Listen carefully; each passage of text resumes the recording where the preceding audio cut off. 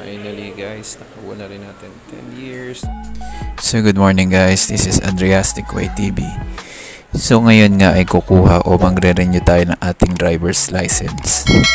At kung ikaw ay magre-renew din ng iyong lisensya ngayon 2023, please watch this video until the end for step-by-step procedures.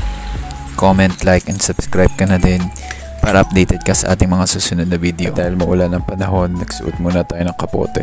So yung palis na nga tayo.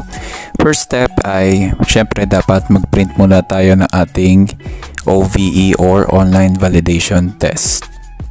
So ayan guys, sa mga nagtatanong po kung paano makakuha ng OVE or Online Validation Exam. So tuturo po natin kung ano yung pwede natin may turo step by step na pagkuha ng Online Validation Exam.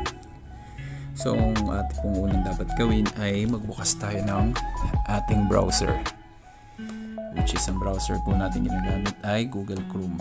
So buksan po natin siya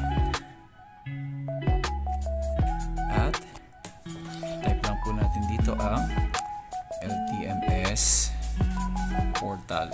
So yan. So lalabas po ito, LTMS online portal. Click lang po natin.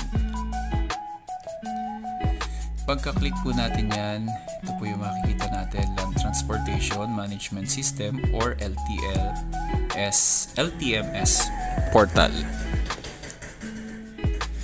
So, una po ay kailangan natin mag-register kung di pa tayo nagre-register. Then after po natin mag-register, punta lang po tayo sa icon na to. So, pasok natin dyan, makikita natin yung Driver's License Renewal Course. Click lang po natin. Pagka-click po natin dyan, makikita po natin CDE Online Validation Exam. So, click lang po natin yan. Then,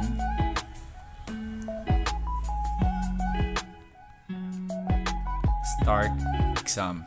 So, in this case po ay hindi ko na ipapakita yung exam. Pero ang passing score po natin dito ay 50%. At least po ay maka 13 correct answers tayo out of 25 questions. There is no time limit to answer the questions. So wala pong oras. Kaya mahaba po yung oras nyo para mapag-isipan nyo talaga mabuti kung ano mang isasagot nyo. So after nyo po sumagot dyan at nakapasa na kayo, makikita nyo po yung link ng inyong certificate sa inyong Google email or sa inyong email na ginamit po. So by the way guys, so pwede kayo mag-take ng kahit ilang beses. So take lang ng take hanggang maipasa nyo. So paalala po ay hindi na po natin kailangan mag-picture sa mga ganitong sitwasyon. So yun lang po yun, ganun kadali lang ang pagkuha ng OVE or Online Validation Exam. So yun guys, dito nga pala tayo sa Tanay LTO, magre-renew na ating license. Located lang to dito sa Plaza Aldea, Tanay Rizal.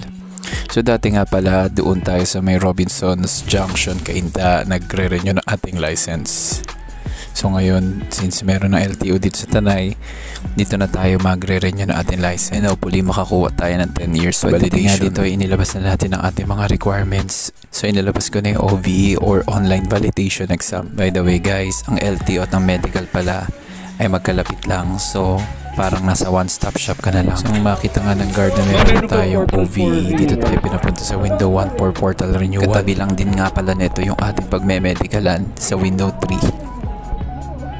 So binigyan nga kagad tayo nila ng form para tayo makapag-fill up na.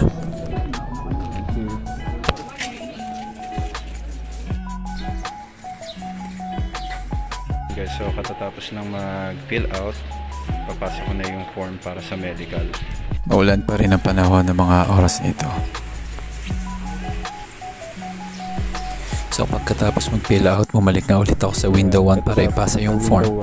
Tapos pinapunta nila tayo sa window 3 para sa ating medical. 600 pesos nga pala yung una natin binayaran para sa medical. Dito guys, hindi na tayo nakapag-video. Hindi na rin ako nagpaalam dahil alam ko naman din ako papayagan. Tapos nga na medical ay dumiretso na tayo sa loob ng LTO sa window 1 para ipasa ang ating medical certificate.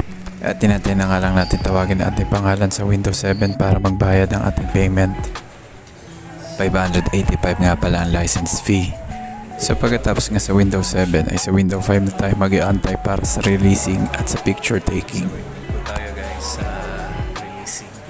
So ang medical, barcode renewal, license fee, lahat-lahat ay tumataginting na 1,185. Pipicture na ulit tayo. Gusto ko lang yung picture kanina yun eh. Nga pala guys, pag wala naman tayong recorded violation sa LTO, possible tayo makakuha ng 10 years validation. So nakuha na nga natin ang ating ID for just 1 hour. Take note, 10 years validation to. Time check 11:44. So yun guys, tapos na tayo.